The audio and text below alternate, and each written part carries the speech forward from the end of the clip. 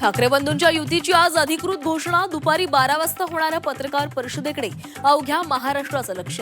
मुंबईसह ठाणे, कल्याण, डोंबिवलीसह 7 महापालिकांमध्ये ठाकरे बंधू एकत्र लढणार. मुंबई ठाकरे बंधूंकडून शरद पवारांच्या राष्ट्रवादीला केवळ 15 जागा.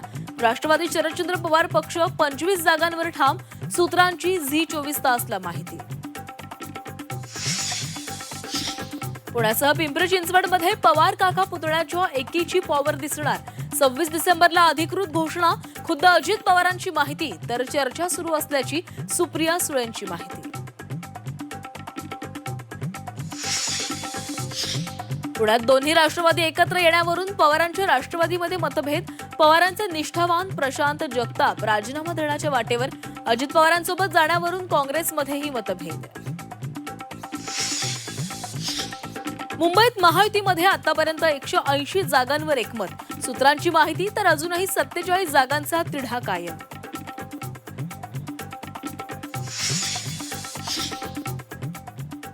MMR मधील महायुतीबाबत बैठकांचं सत्र सुरू.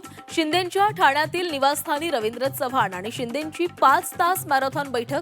जागा वाटपावर दोन्ही पक्षांमध्ये एकमत झाल्याची सूत्रांची माहिती.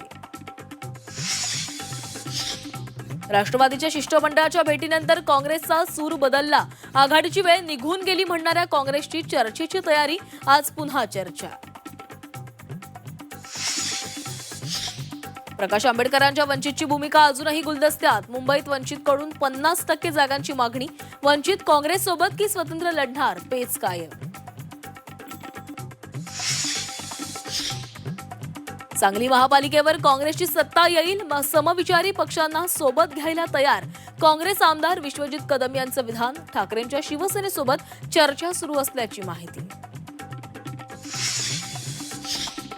नगरपरिषद निवडणूक निकालानंतर आक्रमक भूमिका घेतलेल्या सुधीर मुनगंटीवारांची तलवार म्यान. मुंबईमध्ये मुख्यमंत्री फडणवीसांची घेतली भेट. चंद्रपुरातील स्थानिक प्रश्नांवर चर्चा झाल्याची मुनगंटीवारांची माहिती.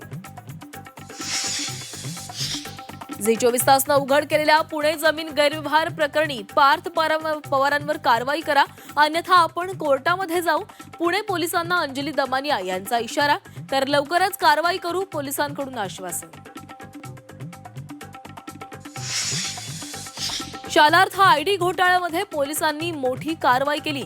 यवतमाळ येथील शिक्षणाधिकारी रवींद्र काटोलकर यांना अटक. नागपुरात कार्यरत असताना घोटाळा केल्याचा ठपका.